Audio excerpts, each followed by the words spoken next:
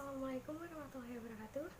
Jadi kami bertiga ini dari kelompok 8 yang akan membahas tentang perencanaan evaluasi pembelajaran. Jadi dari pembahasan perencanaan evaluasi pembelajaran, yang pertama yang kita akan bahas adalah pengertian. Pengertian evaluasi pembelajaran itu apa sih? Menurut William Hahnemann, dalam buku Administrative Action Technique of Organization and Management, mengemukakan bahwa perencanaan adalah menentukan apa yang akan dilakukan. Perencanaan mengandung rangkaian-rangkaian putusan yang luas dan penjelasan-penjelasan dari tujuan, penentuan kebijakan, penentuan program, penentuan metode-metode dan prosedur tertentu, serta penentuan kegiatan berdasarkan jadwal sehari-hari. Nah, sedangkan evaluasi merupakan sebuah proses pengumpulan data untuk menentukan sejauh mana, dalam hal apa, dan bagaimana tujuan pendidikan sudah tercapai. Menurut Cronbach dan Staffel, bahwa evaluasi bukan sekadar mengukur sejauh mana tujuan tercapai, tetapi digunakan juga untuk membuat keputusan. Dan sedangkan menurut Naumann, evaluasi pembelajaran adalah suatu proses yang sistematis untuk menentukan atau membuat keputusan sampai sejauh mana tujuan-tujuan pengajaran telah dicapai oleh siswa.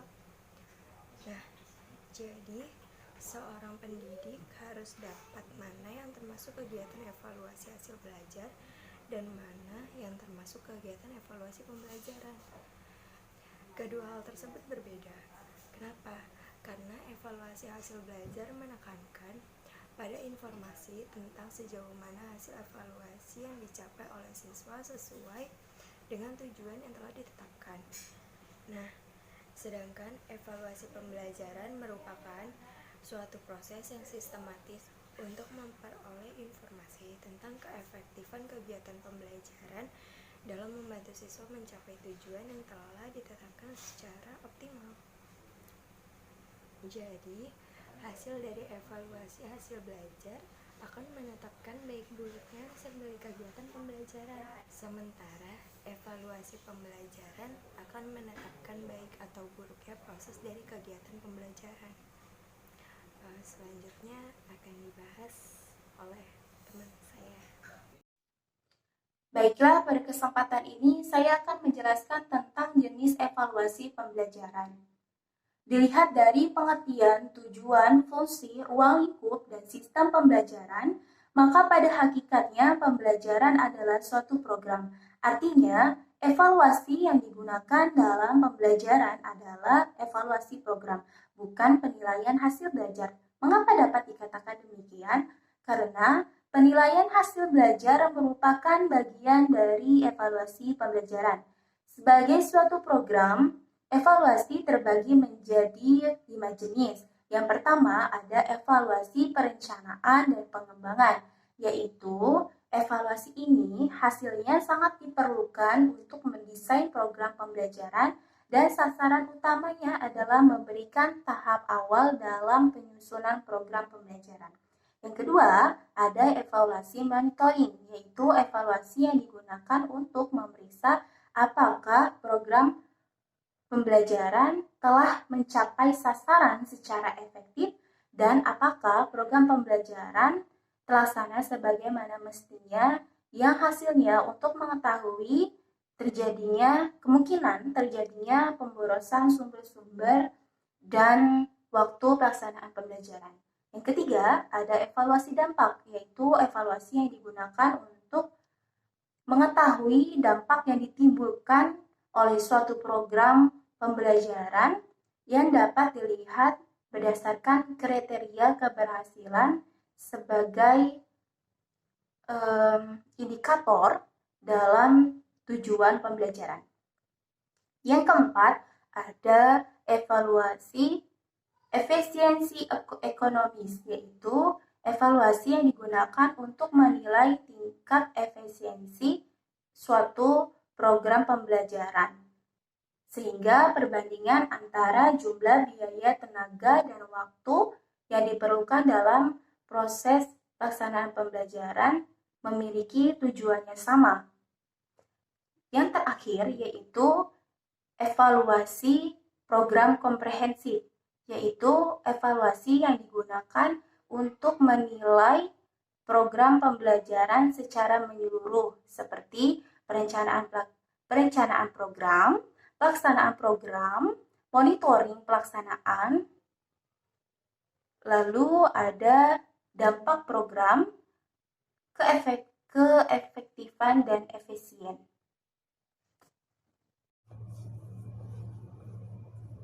Baik, saya akan membahas materi mengenai bentuk-bentuk evaluasi pembelajaran.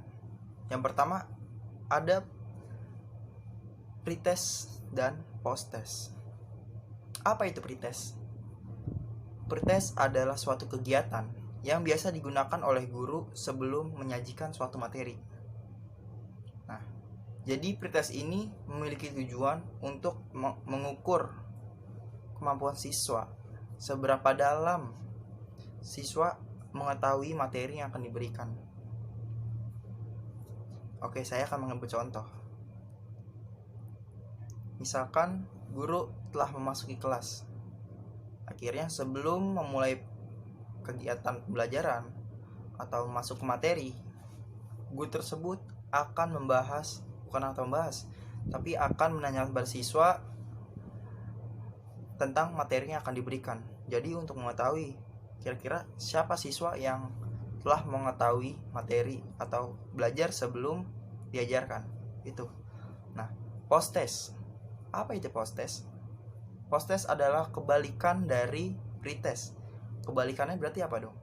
Nah, berarti pada akhir pembelajaran atau penyajian materi akan mengulas kembali. Jadi guru akan menanyakan siswa. Contoh seperti ini ya. Guru menanyakan siswa pada akhir penyajian materi. Coba siapa yang bisa membahas kembali atau bicara mengenai materi yang telah saya berikan. Dan akhirnya siswa akan rebutan tunjuk tangan untuk menjawab pertanyaan dari saya. Nah, itu adalah evaluasi pretest dan posttest. Baik, yang kedua ada yang dinamakan dengan evaluasi diagnostik. Apa itu evaluasi diagnostik? Nah, evaluasi ini tuh memiliki tujuan untuk mengetahui kesulitan-kesulitan siswa dalam suatu pembelajaran atau satu pembelajaran. Jadi contoh, misalkan dalam satu bab ada siswa yang tidak mengetahui atau belum paham, berarti dia merasa kesulitan dong, belum paham mengenai teori tersebut atau materi tersebut. Jadi guru akan menitik beratkan pada pembahasan tersebut agar siswa itu paham.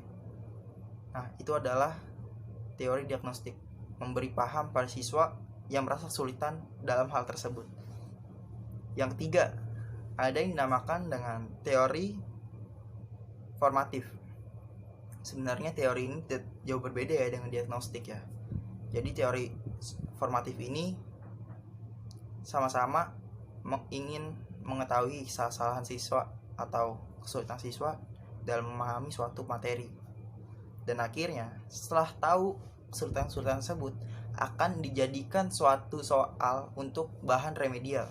Nah, itu perbedaannya. Jadi kalau diagnostik itu hanya membahas, setelah dibahas, nah siswa itu tersebut tahu dong. Nah, pada dievaluasi formatif ini akan dibahas semuanya yang telah dibahas oleh guru akan dijadikan bahan remedial. Seperti itu. Dan yang keempat, ada evaluasi sumatif. Nah, evaluasi sumatif ini adalah kumpul-kumpulan data ya. Jadi kayak yang sudah dipelajari udah kelihatan hasilnya. Nah, itu akhirnya dikumpulin data atau hasil atau nilainya, prestasi akademik atau prestasi dia, itu akan dijadikan sebagai bahan laporan atau rapot ya. Jadi biasanya itu diadakan pada akhir semester atau akhir tahun ajaran. Itu evaluasi sumatif. Nah, lalu pada evaluasi ini akan ketahuan layak atau tidaknya siswa naik kelas.